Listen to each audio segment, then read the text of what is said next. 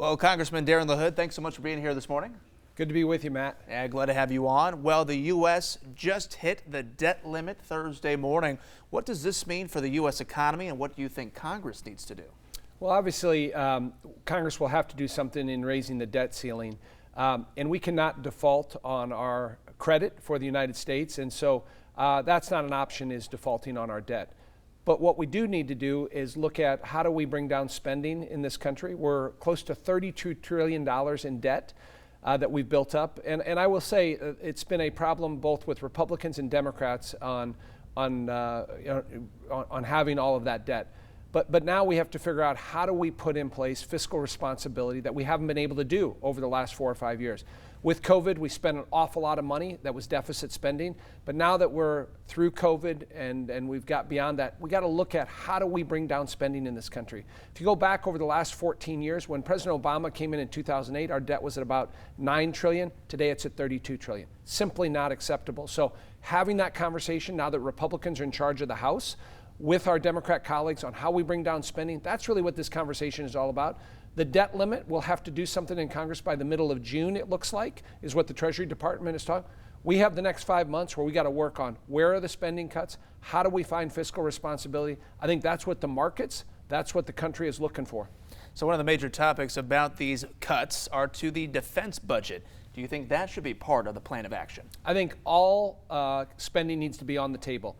Listen, I've been a strong supporter of our national security apparatus, of our military, but when you're $32 trillion in debt, everything needs to be on the table. So the answer is yes, we do need to look at programs. We need to look at the amount we spend on our military to figure out where we can cut back. Anything in government can be made more efficient, effective, and accountable. That ought to be our goal. I want to talk about your House Republican colleague, George Santos of New York. He's been catching a lot of heat lately, from questionable campaign fund issues to lying on his resume.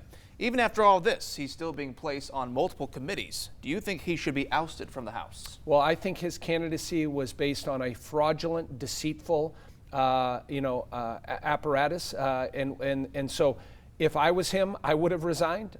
We have an ethics investigation going on. We have a criminal probe going on back home in New York. As a former state and federal prosecutor, I don't think people that are deceitful and have a candidacy that's predicated on a fraudulent premise should be in Congress. So that's my opinion. I've not met George Santos. But I would say this, I don't think he should still be in Congress. That's a decision he's going to have to make. He was elected by roughly 750,000 people back in his district. And so we'll see how the process plays out both on the criminal side and the ethics side.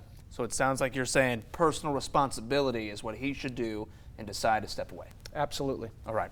Well, for months we heard about documents found in President Trump's Mar-a-Lago estate. Now President Biden is facing similar scrutiny. Can you break down why this is so concerning and what these classified documents could hold? Well, a couple things. I serve on the House Intelligence Committee. Day one when I started on there, they tell you if you bring classified documents outside of the SCIF or a secured location, you're going to be criminally prosecuted. You're going to be held accountable for that. You're going to get kicked off the Intelligence Committee. That ought to apply to anybody. And when I look at the facts and evidence that have occurred so far with President Biden, it appears to me we have a two-tiered system of justice, that Democrats are treated differently than Republicans. But I got to tell you, I'm really concerned about why these classified unsecured documents were in the Biden office for almost 6 years after he left the vice president. We don't have accurate facts on that. Why they were held in his garage in Wilmington, Delaware for as long as they were, unprotected. Who had access to those? We know already that those secured classified documents pertain to Ukraine, Iran, to a number of our adversaries around the world. And then thirdly, why wasn't the FBI involved with a raid here? It appears that Biden's lawyers found out about this November 2nd. We didn't know about it before the election. It was only because a leak last 2 weeks ago that we found out about it. So there's a disturbing pattern here that we got to get to the bottom. I'm glad the Attorney General has put a special counsel in place. But I go back to when I talk to people in my district, it's the hypocrisy of a two-tiered system of justice that treats Democrats different than Republicans. And I think that's what we need to get to the bottom of. Well, let's talk about end goals then. What do you hope comes from this investigation? Well, we'll see. What we need to have is people held accountable for that, right? On when you violate the law. I look back, if you're a regular soldier or you're an intelligence officer and you did this, they'd already be in jail. So we got to make sure that this type of behavior doesn't continue, find out what happened, get to the facts and evidence here. And again, give people reassurance that the federal government treats everybody equally, whether you're the president or whether you're a standard military officer. It appears now that the perception is that that doesn't apply in our system of justice. And that's part of why we passed a bill last week to look at the weaponization of the federal government, right? As a former U.S. Department of Justice employee and a federal prosecutor, I have much respect for federal law enforcement. But I think what we've seen over the last few years is most of the public doesn't, because of the two-tiered system of justice with the FBI, with the CIA, with a number of these instances where, again, because of your political background, you're treated differently with an investigation. That has to end. And so I believe this new committee will be a part of that, and hopefully we can have some positive results come out from that and people held accountable. Well, Republicans narrowly control the U.S. House now. What do you all hope to achieve these next few years? Well, listen, it's a great opportunity to be in the majority now. The election is over. Now it's time to govern and get to work. And as I look at the agenda, a couple things. One, we need an economy that is strong. We need a nation that is safe. We need a future that's built on freedom and a government that's accountable. We play a role in our checks and balances as Republicans to be that check and balance on the Biden administration, to do that in a constructive way, and I think you'll see that play out.